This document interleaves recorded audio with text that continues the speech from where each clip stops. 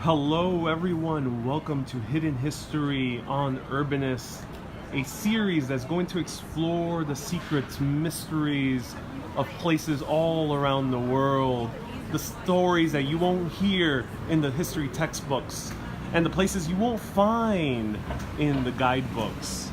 I'm Ariel, and this is Urbanist, and let's explore today Midtown East.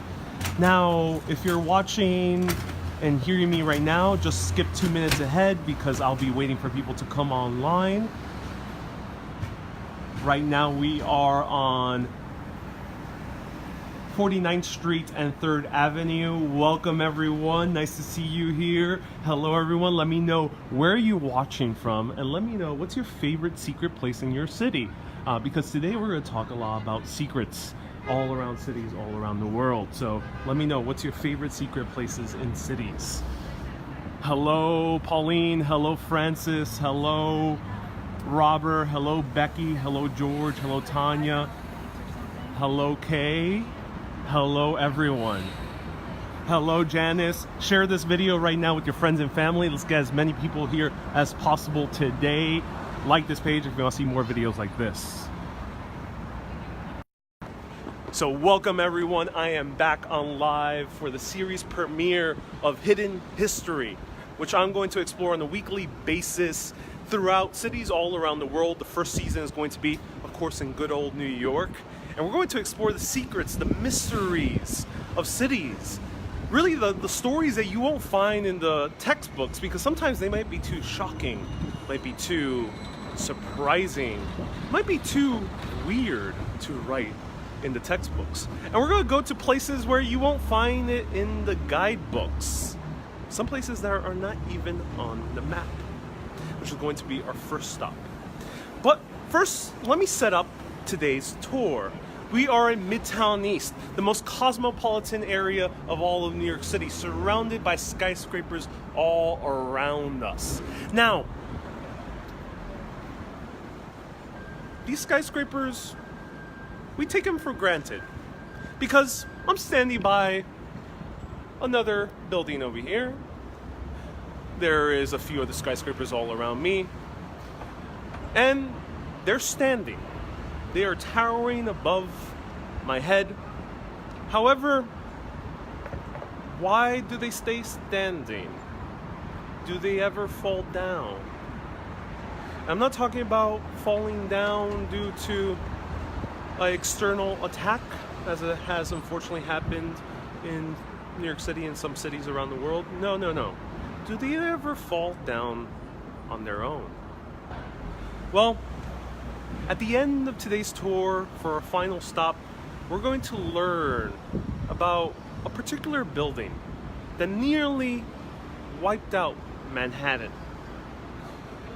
But in order to set the stage for that story, we have to go to see what makes this neighborhood special. What is beautiful about Midtown East? So our first stop is going to be a place you won't find in the guidebooks. A little tiny secret garden. Let's go.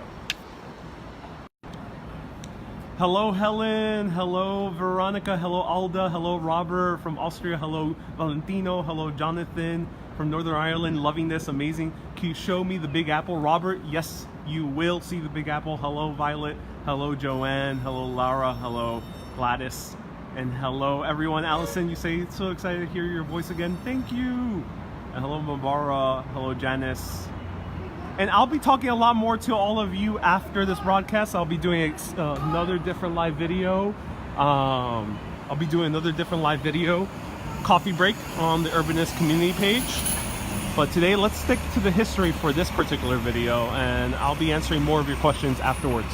So our first stop is a tiny little garden that most people don't know about, because if you go search on Google Maps, you won't find it. It's a New York City historical landmark established in 1966, but it is pretty much hidden. And we are going right over here. Let's cross the street. Robert, no McDonald's today. Hello, Jatuska. And I'm glad you're watching from Scotland. Welcome. So we are in 3rd Avenue and 49th Street. Hey, We're in 3rd Avenue, 49th Street. Down there is more residential, which is 2nd and 1st Avenue. And then this way is more cosmopolitan as Midtown Manhattan. And we are kind of in between stage. And since we're in the in-between stage, let's go into an in-between of buildings. So this is the Instituto Cervantes, which is a institute opened by the Spaniards in 2008. They teach a lot of classes on how to speak Spanish and such. But the important thing is that they built this in a historical landmark at Amster Yard, established in 1966.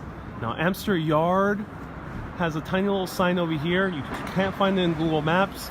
Barely any guidebooks mention it, but just walk inside. It's a public area, and we're gonna go into Amster Yard. Go.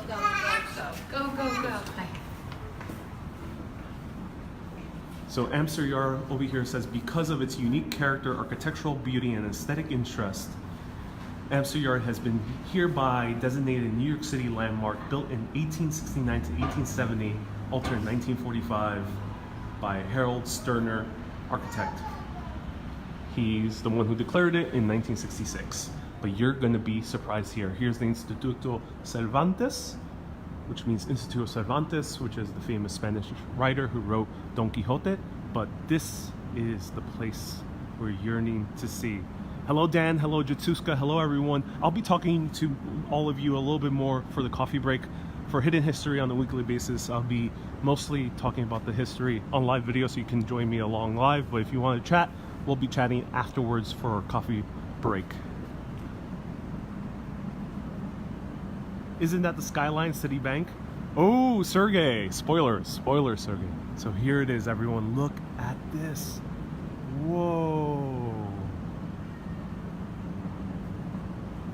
So we just walked in through that little area down there, through that tunnel, through the Instituto Cervantes, which is surrounded over here. We're surrounded by these huge skyscrapers. And here, you see a little cat perched on top. And here we go into Amster Yard. Now this is a public space. It's privately owned by the Instituto Cervantes, but it's a New York City landmark, and anyone of the public can come inside here. However, why is it not on the maps? Well, it's because the Instituto Cervantes bought the entire lot. But this was bought by James Amster in 1944. Now, James Amster bought this lot, and traditionally it has been many different things. Dating back in the 1700s, it used to be a stagecoach stop all the way to Boston. So if you want to catch a ride to Boston or send mail or packages to Boston, this would be the spot. Then there was a carpenter's office, and then it was a tenement. And it continued to be tenements for many years afterwards. And James Amster decided to beautify these tenements. Now why? James Amster was an interior designer. He worked for Bergdorf Goodman, which is one of the most lavish department stores in all of New York City. I've done a tour on the outside of it beforehand. Check out in our videos. But he wanted to beautify the spot and make a beautiful living community in the middle of Manhattan. So he designed this garden. Now, the special thing about this garden is that it's huge. But the hugeness is an optical illusion.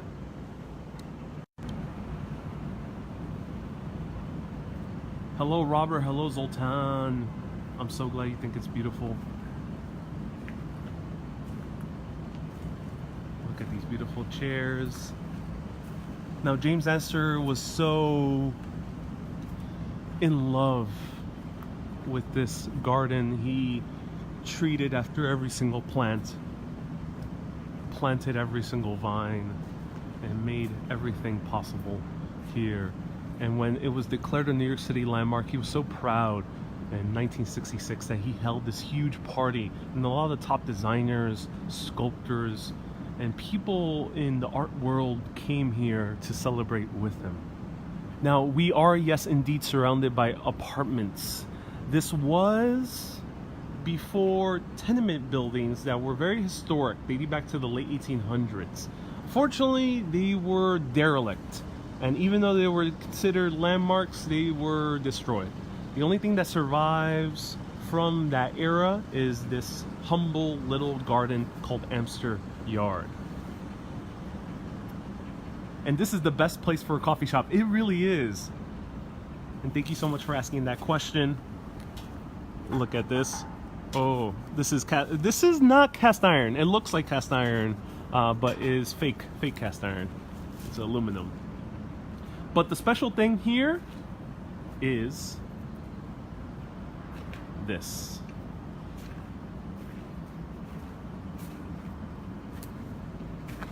This is the magic mirror. Now, it's winter time, but during the summer, the vines cover the mirror a whole lot more. So they're a lot more hidden, and you won't be able to tell it's a mirror by staying so far away from it. But if you go up close, we can go into another portal, another dimension. No, I'm just joking. It's just the normal mirror. It's not, is it? It's not a magic mirror. No, it's not. It's not a magic mirror. But look at that. Diane, welcome. Welcome, everyone. So Amster Yard is located on 49th Street and 3rd Avenue, between 3rd and 2nd. So say goodbye. Say goodbye to this beautiful garden. Come over here, have a good coffee, have a good meal, learn some Spanish at the Instituto Cervantes, and enjoy your day. But don't take it for granted, because this all could have been destroyed in 1978, because a hurricane was coming to New York City. And there was one particular building that could have fell down. Let's learn about it on our next stop.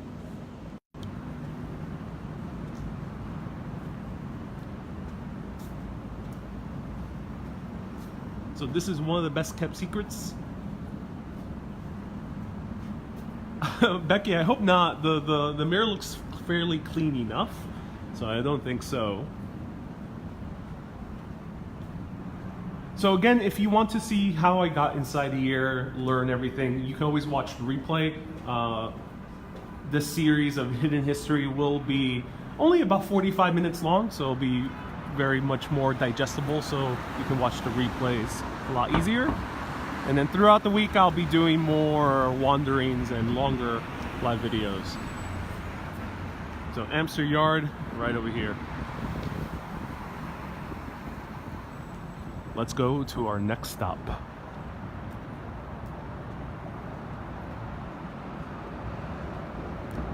Now, Midtown East started sprouting in the 1930s, mostly due to Grand Central Terminal being built in 1913 nearby at 42nd Street, and the city kept just moving northward.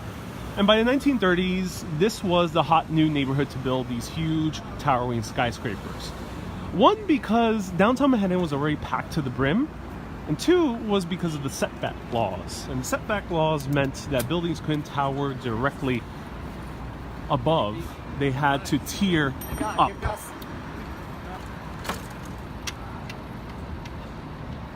Now, they had to tier up, so that's why you end up having this like ziggurat style type of skyscraper all around New York City.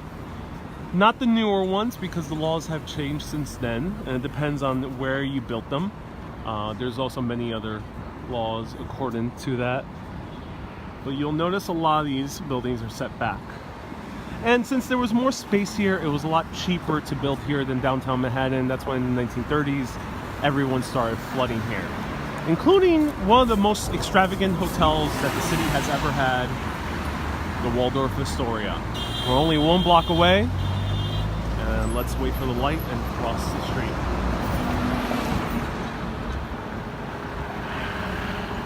Becky, you say I hope the birds don't fly.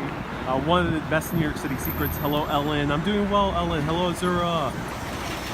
Roberto, ¿cómo se llama?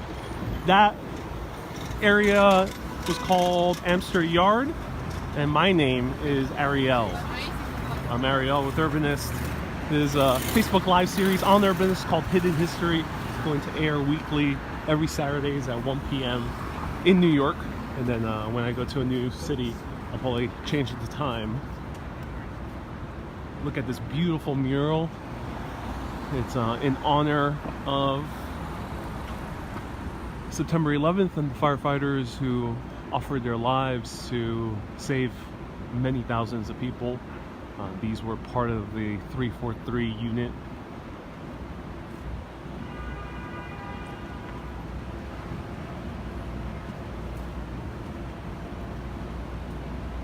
Irene, I'm glad you thought that was a surprise. Mark, the weather is nice. It's 49, it's about 47 degrees Fahrenheit. And it is nice today. It was very cold the days prior, but today is very nice.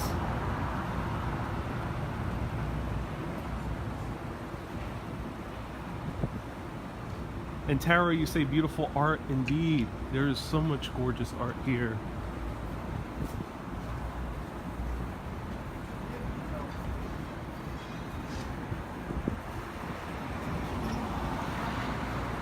Look at these gorgeous buildings. Lots of inspiration from classical architecture.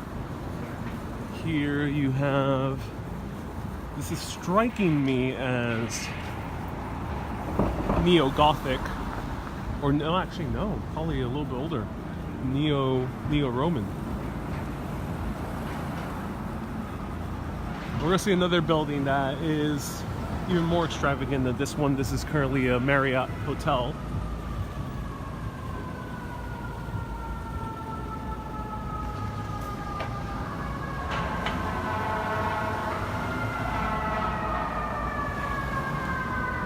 Donna, you stay at the Waldorf Astoria, and Jatuska, you stay at the Waldorf in the 90s also. Whoa, that's so cool. I wish I could have stayed.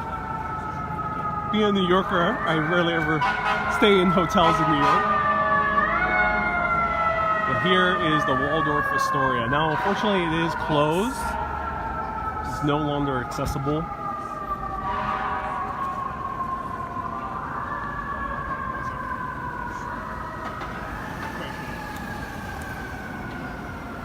Veronica, of course, yes, you may definitely take a picture and paint a screenshot. That would be awesome. Be sure to share it on the Urbanist community page. So on 49th and Lexington is one of the most historically extravagant hotels of New York City, the Waldorf Astoria. Now the Waldorf Astoria is closed. No one knows for sure whether it'll be opened as a hotel or condominiums. It's kind of up in the air. It might be either or it might be a combination of both. Now the Waldorf Astoria was opened in 1931 by the Astor family, one of the most richest families in all of New York City, and it's 47 stories tall. It juts up all the way in the back because of the setback laws. And yes, the noise is beautiful here. Look down Lexington Avenue, which is going to be our main avenue. And we're gonna walk down. We're gonna walk down a few more blocks to that big old skyscraper over there, which we're gonna learn about soon. But the Waldorf Astoria was a very prominent hotel because it was the home for a lot of American presidents to stay at. It says closed for renovation. Let's take a better look around the corner.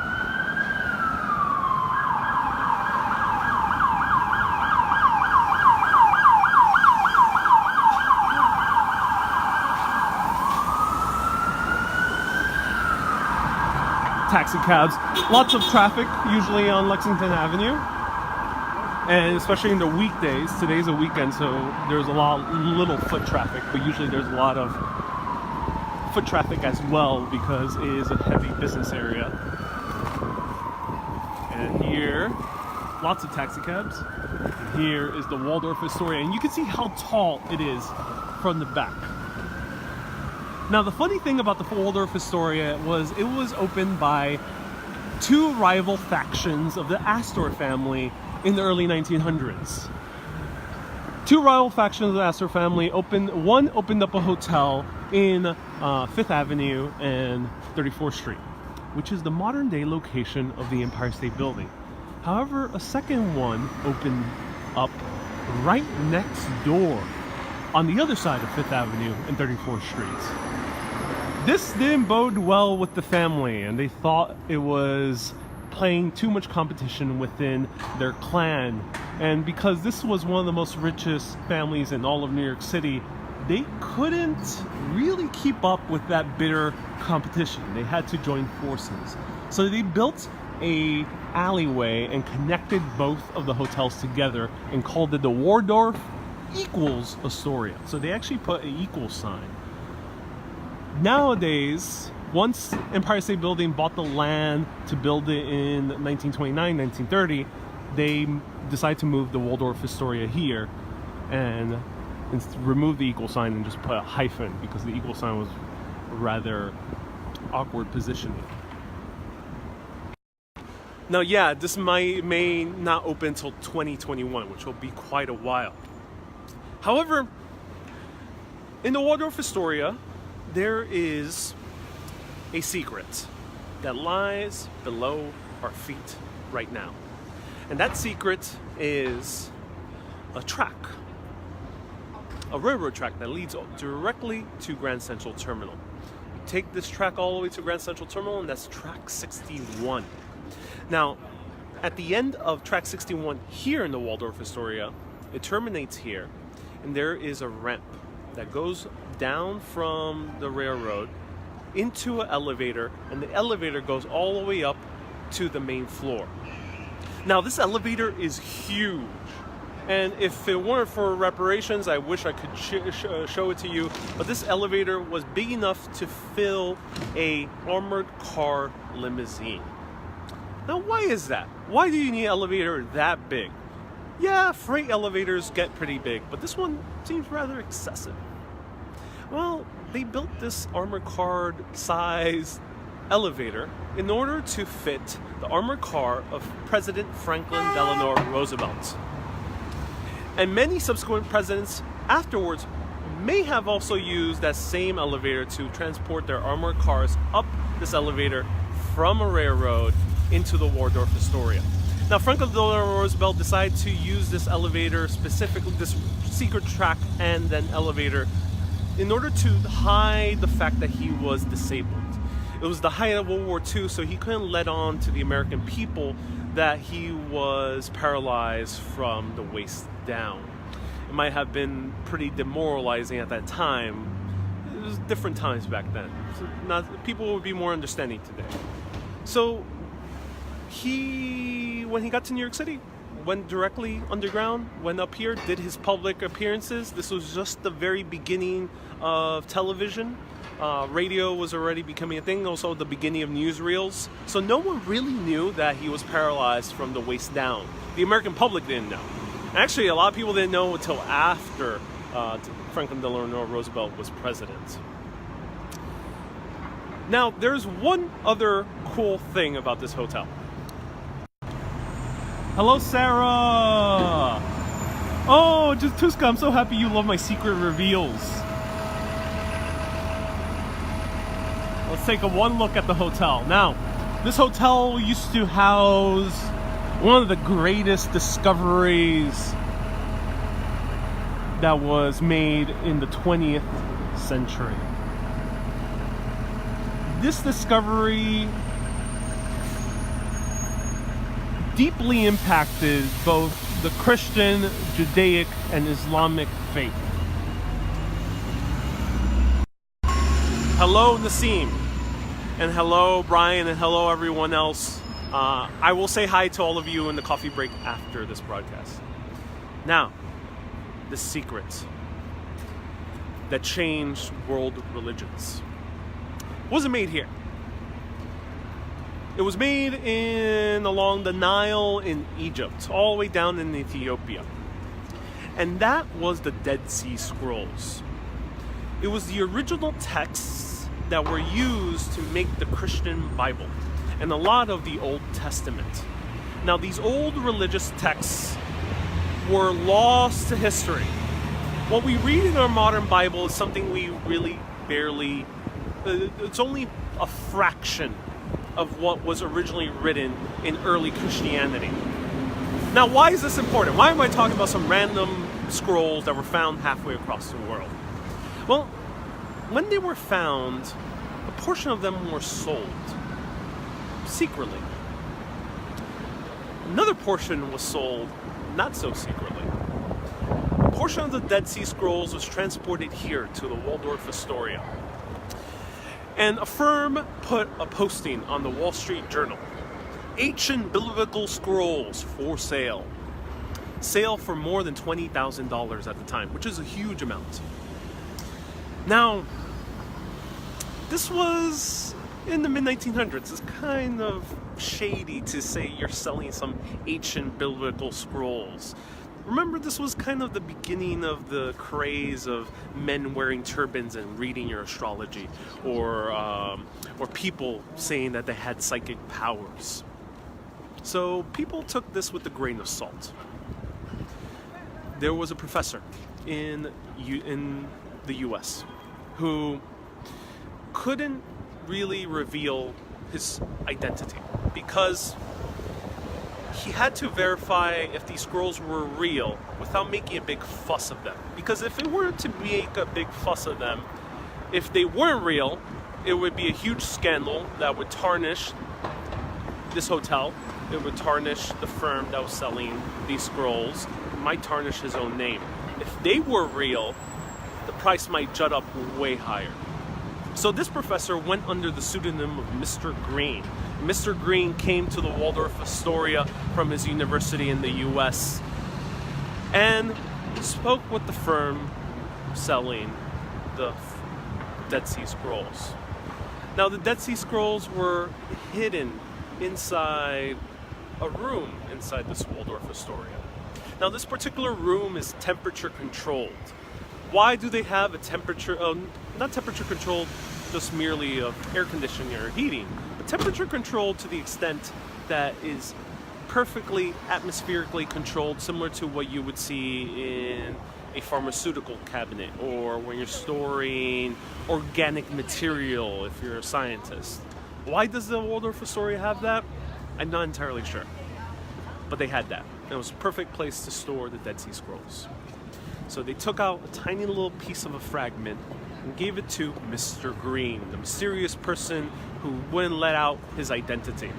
And Mr. Green studied these fragments and saw they were indeed real. These fragments were more than 2,000 years old, some of them before Christianity. So these Dead Sea Scrolls were actually real scrolls. This was big news. And the Waldorf Astoria was right in the center of it. This grand hotel of New York City, housing American presidents, but also housing ancient secrets. So what happened to these Dead Sea Scrolls? The ones that were stored here in the Waldorf Astoria. The Israeli government really wanted them.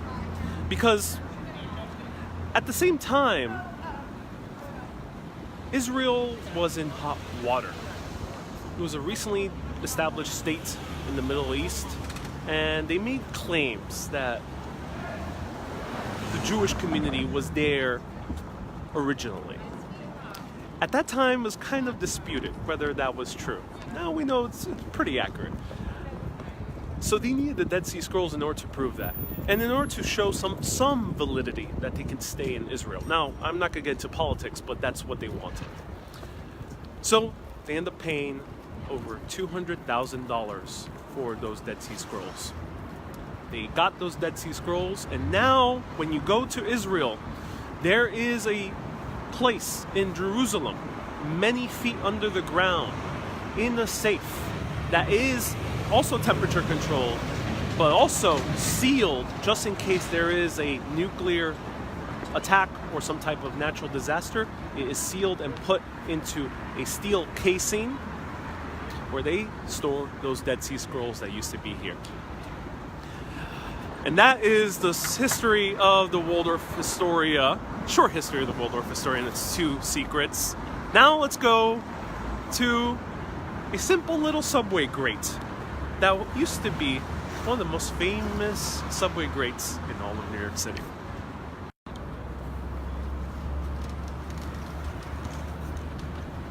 Remy, thank you so much. I'm so glad you're thinking I'm looking great. Thank you so much. I really appreciate that compliment. And Donna says, cool story. And hello, Kathy. Welcome. So, subway grates are usually just normal little things. People say not to walk on top of them. And you shouldn't walk up on top of them because sometimes they might be loose. But there's one particular subway grate that is very popular. But before we talk about that subway grate, let's talk about one of the most expensive buildings made in 1931. 570 Lexington. This was more expensive than the Empire State Building, and for a very particular reason. Because this is one of the finest Neo-Byzantine buildings in all of New York City. It's a huge, beautiful architectural marvel, and in order to really take it in fully, we have to cross the street. So let's cross the street. It's a busy day in New York City. Lots of traffic. Hello, Sunshine. Welcome. Hello, Leanne. Glad to see you here. Sharon. Spoilers. Sharon, spoilers. A lot of you know your history. I'm so glad that I have this audience that knows their history. Let's cross through here. We're in front of the DoubleTree by the Hilton. So many hotels here. And let's see if we can get a better view. 570 Lexington. So this is one of the most beautiful buildings in all New York City. And look at this, Neo-Byzantine style. So speaking of ancient Christianity, the modern day Bible was made during the Byzantine era. And this building was shaped after that same society. Well, look at the top. So the top, we won't be able to see it clearly from here, but I do have a photo. Let's go back down. We see the detailings here. Now, this was originally the RCA Building, which was a major tech company, radio company, and then it became the General Electric company. And after General Electric, Comcast moved in. And let me find...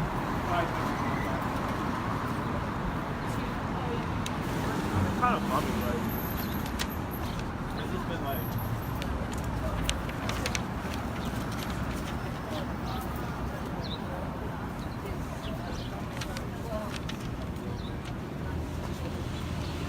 Let's actually cross the street again. We'll see. So inside is Urban Space, which is actually a great market. Lots of, like, it's like a gourmet food court. I would recommend it if you're traveling, if you're a tourist. It's a great, also if you're a local, they just have great food. Urban Space. Now inside they have this lobby. Look at that. As the lobby inside of the General Electric building. But the top, which I couldn't really show you full view, is this. Look at that. Wow. Neo-Byzantine style, and we'll get a better view once we go 2 more blocks down.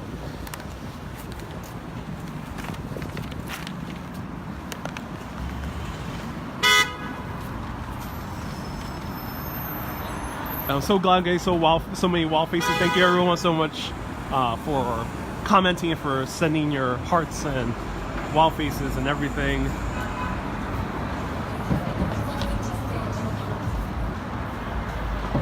And when it rains, can water get through the grates? Yes, they can. Yes, they can. And I think it's done on purpose in order to let air through, but in order to also function as water runoff. So if it rains too much, water just seeps in through the grates. And here we are I miss you too. Thank you so much, everyone, for tuning in. I'll be responding to your comments afterwards, but if you want to talk to me more personally, more in a looser conversation, I'll be doing a coffee chat after this broadcast in a separate video. You'll find the info later. Now, here are some subway greats.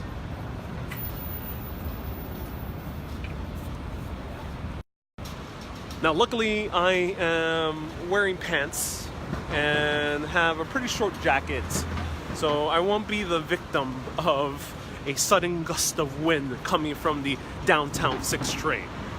That sudden gust of wind did hit another woman, one of the most famous women in American cinema history, one of the first, arguably, major celebrities of American history, the Kim Kardashian of the 1930s and 40s and 50s, Marilyn Monroe. This was the subway greats of the movie The 7-Year Itch. Now, the story is a little more complicated than that. Let me show you. So right here at 51st Street and Lexington Avenue, in front of Le Realiste de Venecia, which means, I think, the royalty of Venice, this restaurant over here is the subway greats of the 7-Year Itch. And everyone will probably recognize, boom, this image right here. Marilyn Monroe was standing right here in these subway greats in that beautiful white dress, showcasing her legs. Ooh, so scandalous for that time. Right here on these subway greats. Now, that is so cool, and she actually did use these real subway greats. But the photo I showed you is a recreation. Those are not the actual subway greats. The reason for that is that this started as a publicity stunt. The studio wanted to advertise Billy Wilder's new film, 7-Year Itch, the main star being Marilyn Monroe. So they staged this like celebrity rendezvous here. So Marilyn Monroe was apparently watching a movie right here. This used to be a theater. She was watching The Creature from the Black Lagoon. And she was coming out with another fellow celebrity, arm in arm, all glamorous. And they set up so all the reporters, all the press would linger out here, waiting to catch a glimpse of Marilyn Monroe. And she stepped on top of these subway grates with that beautiful white dress, and the gust of wind came up and blew her skirt up. And everyone snapped photos. Over 3,000 people were all around here snapping photos of good old Marilyn Monroe. Can I follow you? Yes, Urbanist Live on Facebook. Sure. Urbanist Live.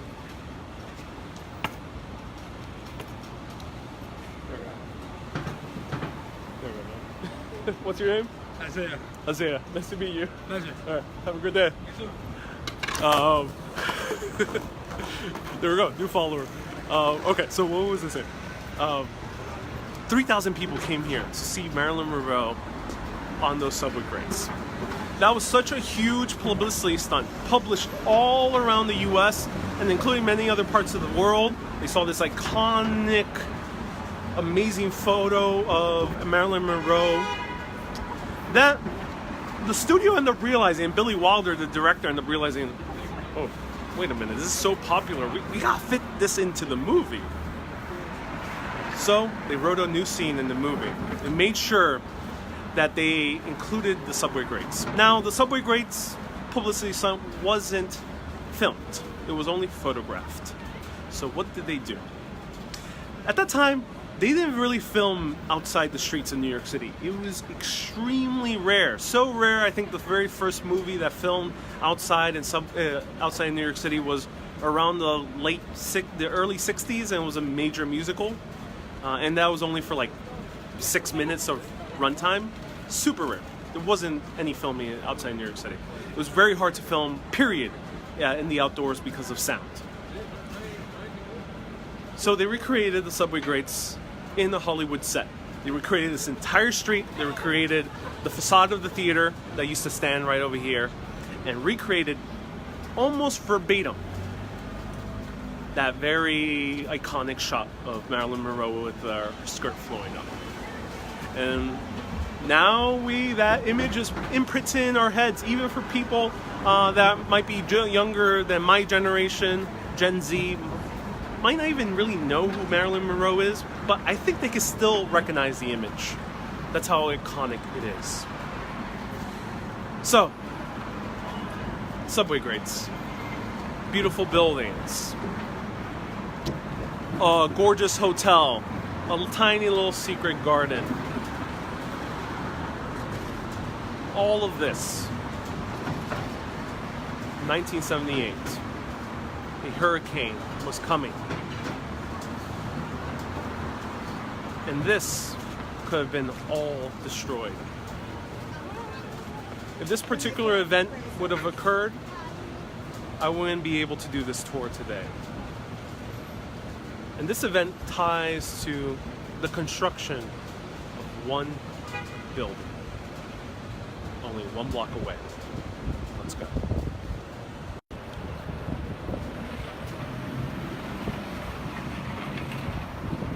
Robert, can I show you New York Knicks Stadium? Maybe in the near future. Stay tuned. I would love to do a tour of Madison Square Garden before they remove it, because it's going to move locations. Hello, Marguerite. Rene, you say you love my knowledge. I'm so glad. And fascinating facts today. Thank you so much, Allison. And hello, Phil. Thank you so much. I'm wearing very good cotton socks today. And here it is. Now, this is 601 Lexington. And look at this gorgeous building. This is actually a very iconic building, seen in the Mets logo, seen in the Chock full of Nuts logo, which was the classic coffee company of New York City back in the 70s and 80s. This used to be called the Citigroup building. It's known for its sloped rooftop up there. In 1977, it was the 7th tallest building in the world at 59 stories tall, 915 feet tall overall. Now, the interesting thing about this building isn't the sloped roof. That is nice. A lot of buildings shortly afterwards recreated a sloped roof. The interesting thing about this building, it was built on stilts. Now, wait a minute.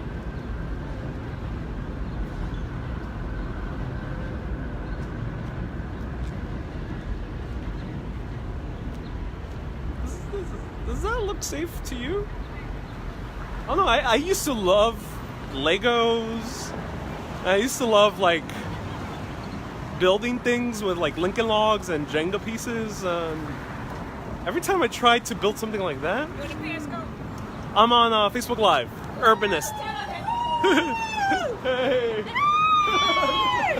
Have a great day. There we go. New York City is a very friendly city. But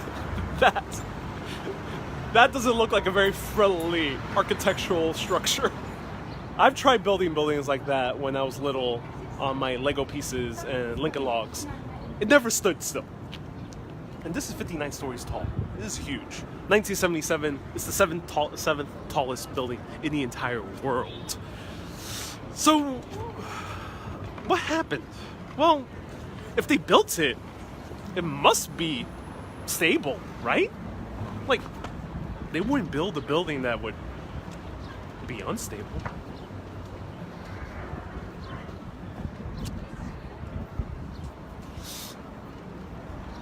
Yeah, they might.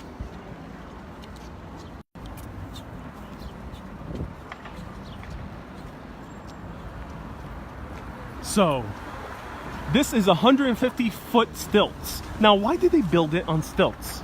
Well, it's because this church over here, St. Bart's Church, it was a historical landmark when the building was being built constructed in 1977. That was subsequently destroyed and rebuilt.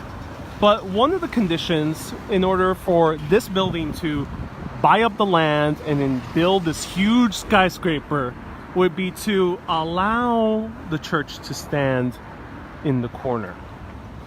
That's the problem. The church was in the corner. The building had to somehow build on top of it. And since you want to build a 59-story skyscraper, at that time there was a certain width needed in order to build that skyscraper. And that width wasn't sufficient with the little church in the corner. So what did they do? And let me find myself a good platform.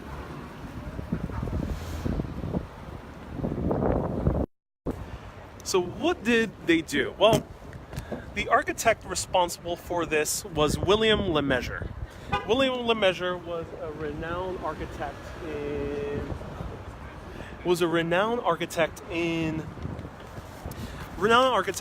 huge firm, and he had an interesting design challenge.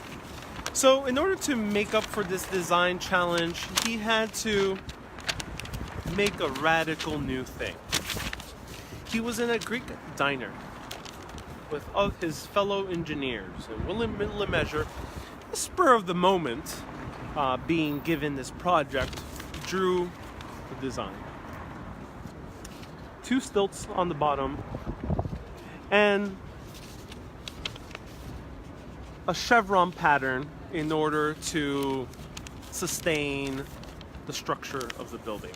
Now, he drew this at a Greek diner impulsively. This doesn't look so stable. But he made a chevron pattern, which is steel beams in the chevron format. Chevron just means like a arrow. And this was supposed to be super light, but also very sustainable in order to sustain the building. Now the top, the slope structure, has a tune mass damper. Now the tune mass damper is a huge ball bearing. It's a huge 400-ton piece of concrete that adjusted slowly so the building won't sway. Problem is, the building swayed. The tune mass damper did a good job in reducing the swayage. However, William Lemessurier one day got a phone call. This phone call was from a student, a senior in a New Jersey college, who called William Lemessurier randomly. And she asked him, hey, this building could withstand winds on its faces, right? North, south, east, and west, which is the faces of the building. But what about quartering winds, which are winds that hit the corner of the building? What happens then? Because she did all these calculations for her thesis on this building, and they weren't really adding up. So what did she do? Well, think of this. A college student is calling up one of the top structural engineers in all of New York, of all of the US, claiming that this building is structurally compromised. William Lemessurier,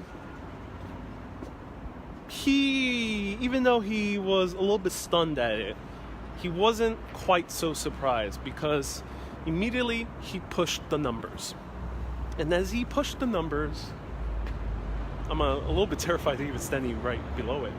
When he pushed the numbers, he found out that this building, if hit by a quartering wind, a wind right at that corner or any of its other 3 corners, there's only 50 miles per hour, this building could topple right down. Now, the building wouldn't crash down, as we unfortunately saw in September 11th. The building would have toppled down. Boom.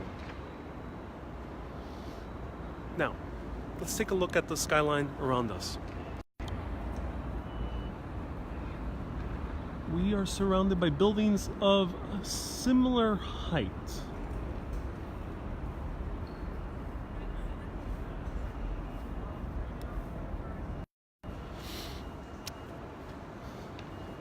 So what happens when you put one block next to another block of almost similar height, next to another block of similar height, next to another block of similar height? A lot of you know this. It's called dominoes. People use dominoes and they line them up and then boom, push one of the dominoes and all of them come crashing down. That was what was going to happen with the Citigroup building, this very building here. And William LeMessurier, the structural engineer, was like, oh goddamn, we got to do something right now and very quick. So he pushed the numbers even further and saw what are the chances this building was going to topple over. What are the chances that a wind of 50 miles per hour was going to hit the corner? Well, as he crunched the numbers, a storm hits every 55 years that would be strong enough to topple this building. However, the technology in the very top of the building is that 2-mass damper, that huge piece of 400-ton concrete that keeps the building steady. At that time, it was a state-of-the-art technology. Now, it's fairly normal. Thing is, if a storm hits, takes down the power, that 2-mass damper would not work. So that 2-mass damper would not work. So then he crunched the numbers again. And it's one storm every 16 years where this building will topple right down. That is very bad news. Because that's 1 in the 16th chance that this Citigroup building would have toppled down, created a domino effect that could have reached as far up as Central Park or as far down to the Empire State Building. If this building would have toppled due to some hurricane, then we might not have an Empire State Building, we might not have the skyline at all, and the death toll could have been very, very big. So William LeMessurier immediately went to the building's owners, and the building's owners were like, how much is it going to cost in order to repair this? It was like, we gotta do it immediately. Luckily, it's only $1 to $2 million. Okay, that is a very insurmountably small fee, but the time was ticking. So, why was this Citicorp building, and George, thank you so much for the correction. I think it was Citicorp. Now it's called 601 Lexington. Why was this building flawed? Why, even though they built this huge structure, that wasn't the main issue. These huge things weren't the main issue. Let me show you what the main issue is. The main issue was the chevron pattern. Now, the chevron pattern is inside the building. You can't see it from the outside. And I'll show you photos later on, but inside the building is the chevron pattern. Now, the chevron pattern was supposed to be welded. And when you weld something, it is much stronger resistance. However, they thought that welding was overkill, so they end up bolting it. Bolting it is a lot less strong, but a whole lot less cheaper. And they thought it was fine, until that student called William LeMessurier. So William LeMessurier, the building, decided to quickly fix it. They coordinated with the NYPD to make an evacuation plan of 10 block radius. For perspective, we are right now at 51st Street. 10 block radius is nearly to the Empire State Building, nearly. It also reaches Central Park. They also had to coordinate with the Red Cross. Over 3,000 employees were stationed here just in case. So they came here. They then closed down the building. What they did is came in every single night in secret. Hundreds of workers with blowtorches welding all the chevron patterns of each corner of the building to make it a lot stronger. However, by half of the expected completion of the repairs, a hurricane was coming, going up the east coast of the U.S., and that was Hurricane Ella in the summer of 1978. This hurricane was coming dangerously close to New York City. This was bad news because they didn't have enough time. So, early September 1978, William LeMessurier and his team are going as quick as possible. But it doesn't seem like it's going to be quick enough. So what they end up doing is they end up starting the evacuation plans. It seems like Hurricane Ella is going to hit New York City with winds sufficient enough to topple this building. And if it does, the skyline will be gone. However, by pure luck, Hurricane Ella swerves back into the Atlantic and doesn't come to New York City. After a few more months, the city court building is finally restored and strengthened. Now, how come a lot of us haven't heard about this? When it became public, it was 1995 in the New Yorker. So, why did no one know about it in 1978? It seems like a big deal. People were working in this building. There's a whole lot of skyscrapers all around us. Tens of thousands, maybe hundreds of thousands, depending on the day, could have been casualties. Well, while they were repairing this building, the reason no one ended up finding out that there was a bunch of blowtorches blowing up at night fixing this building was because the newspapers were on strike exactly at the same time as this building needed to be repaired.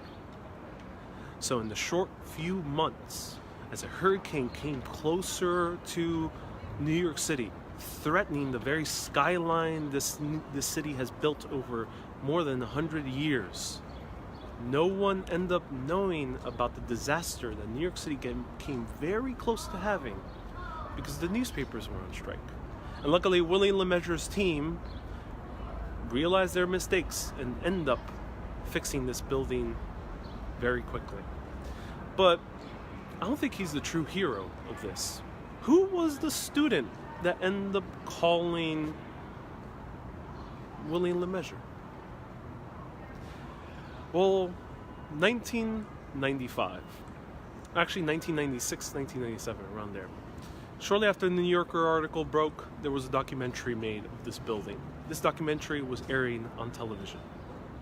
A husband is calling his wife somewhere in New Jersey saying, Diane, look, they're talking about the building that you wrote a thesis on. Diane Hartley came up to the television holding one of her babies in hand, and she was so shocked that she said she almost dropped her baby because this was the thesis that she wrote about. Diane Hartley ended up being the student that called William LeMessurier to save this building. She never knew her impact. The reason she knew it was her was because no one else wrote a thesis on this building. She was the only one ever to write a thesis on this building at that time. So thank you, Diane Hartley, a random, rambunctious college student willing to call one of the top firms with a pure hunch to save the day. I think it's very, very good reason why we are talking about this, because just yesterday was International Women's Day, and Diane Hartley, when she was studying structural engineering in 1978 as a senior, writing her thesis statement, she was a mere like 1%. At that time, it was almost unheard of for women to become structural engineers, and thanks to her, she ended up saving New York City from a fate that I dare not think about. So, this brings us to a few days ago, because this story does not end with Diane Hartley. It continues in a way that surprised me. Let's continue it. Let's go right over here.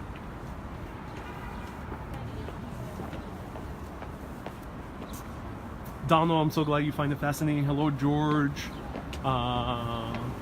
There was an urban legend that buildings could topple. Yes, I did hear that also when I was a little kid.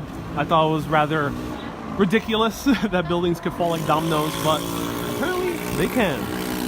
Let's take a look at the church, and then I'll tell you how this tied to me just a few days ago.